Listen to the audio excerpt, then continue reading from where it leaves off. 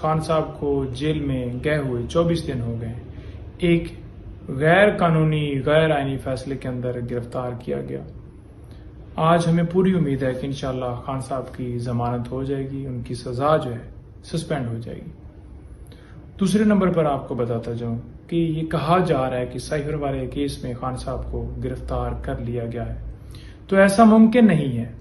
اس کی ریزن یہ ہے کہ آئین کا آرٹیکل 10(1) یہ واضح کہتا ہے کہ اگر بندہ گرفتار ہے اور آپ نے مزید کسی مقدمے میں گرفتار کرنا ہے تو اسے لازمی آپ نے انفارم کرنا ہے کہ آپ کو اس مقدمے میں گرفتار کیا جا رہا ہے یا کر دیا گیا ہے۔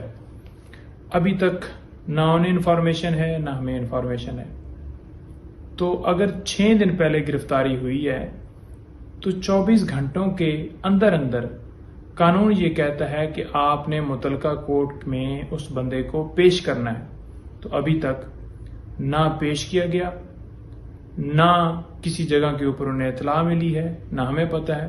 تو لہٰذا اگر پرانی گرفتاری ڈالی جاتی ہے آج سے 4 دن پہلے کی تو وہ بالکل غیر قانونی ہوگی، وہ آئین کی خلاف ورزی ہوگی، وہ گرفتاری نہیں ڈالی جا سکتی۔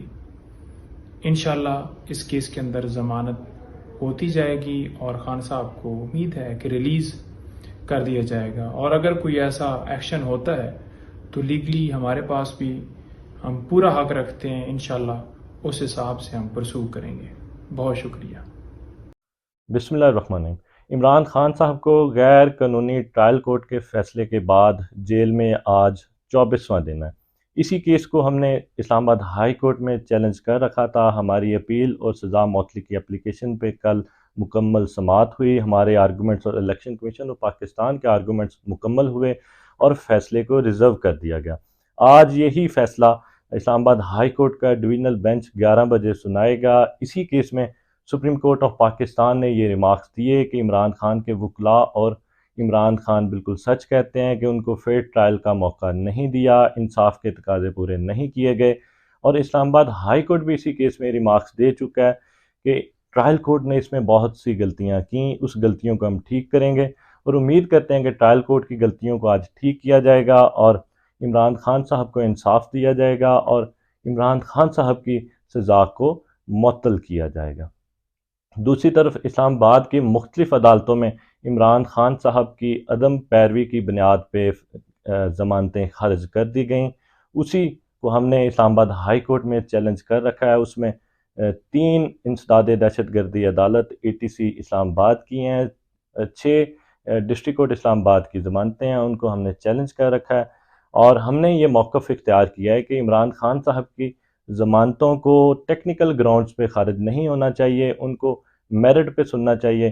عدالت جو ہے وہ ان کو پیش کرنے کا حکم دے سکتی تھی، یا اسلام آباد ہائی کورٹ میں فیصلے موجود ہیں کہ ان کو ویڈیو لنک پہ بھی ان کی حاضری کروائی جا سکتی تھی۔